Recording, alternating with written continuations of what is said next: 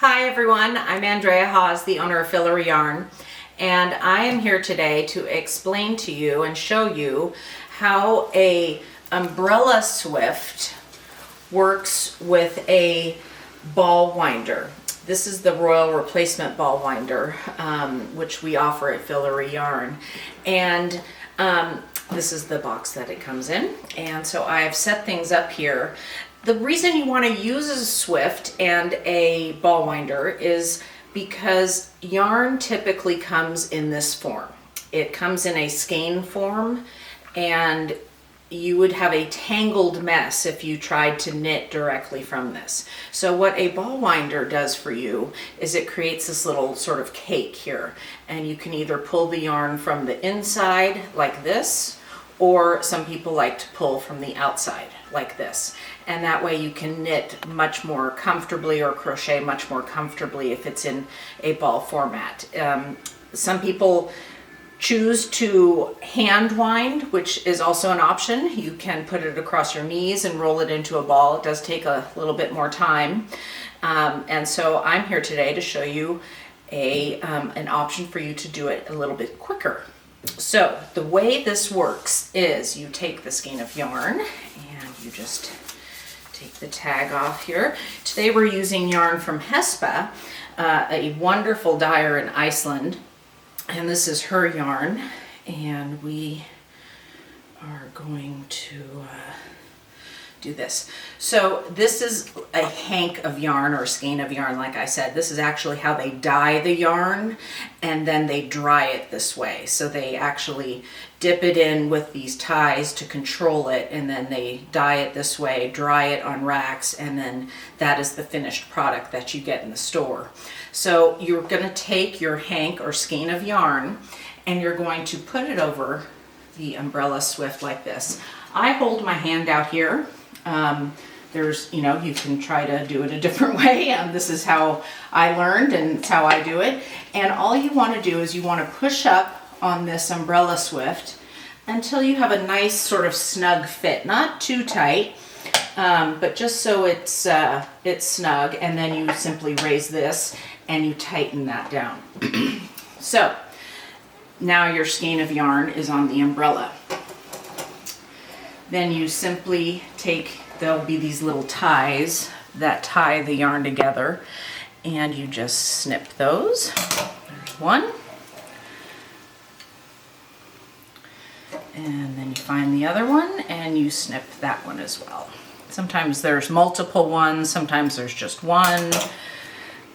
And so you just find those. So you want to be sure when you do use the umbrella that you're pulling the yarn from the outside. So if it's twisted or if it's pulling from the inside, you just want to turn it like this and simply turn it around.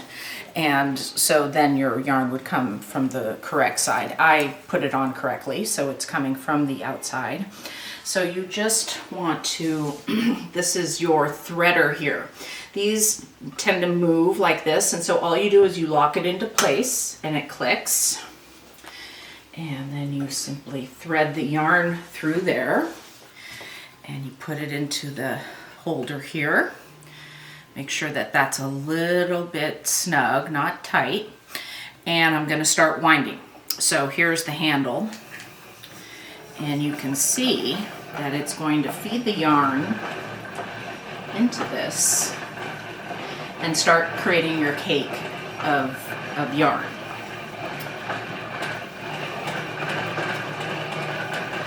Now, some people argue that you can either wind fast or wind slow. I like to wind fast because I like my cakes to be a little bit tighter.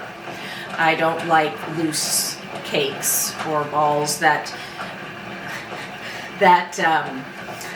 loose cakes that sort of flop open when you're getting towards the end. I like it to be a little bit tighter. So I wind a little bit faster. And you can see the umbrella just, automatically keeps up with however fast you go, whether it's slow or fast. And there's nothing wrong with doing it the other way. This is just my personal preference. And so you can see I'm winding this pretty fast. I can go even faster if I want. And you can do it to music, you can have all kinds of fun. But it is a much faster option than rolling a ball by hand and with the yarn on your knees or having someone hold it or over a chair. It goes much faster, and you get that sort of cute cake of yarn at the end.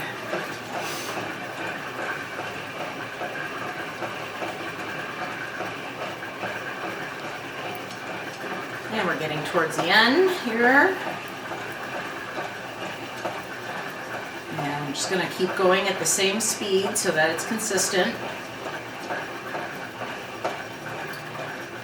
And I hold it a little like this, and there it is. So then I take the yarn and I wind it around once with my finger, make a loop there, and I tighten that down.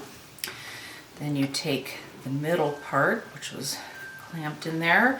So there's your, if you want to pull from the inside, there's your yarn from the inside. And you just take that off. Now look at that. Look how cute that is. I love it. They're like little cakes. And so there you have it. There's the top, if you want to pull from the top, or you can pull from the side. And that is how you get a beautiful cake of yarn using a Swift and a ball winder.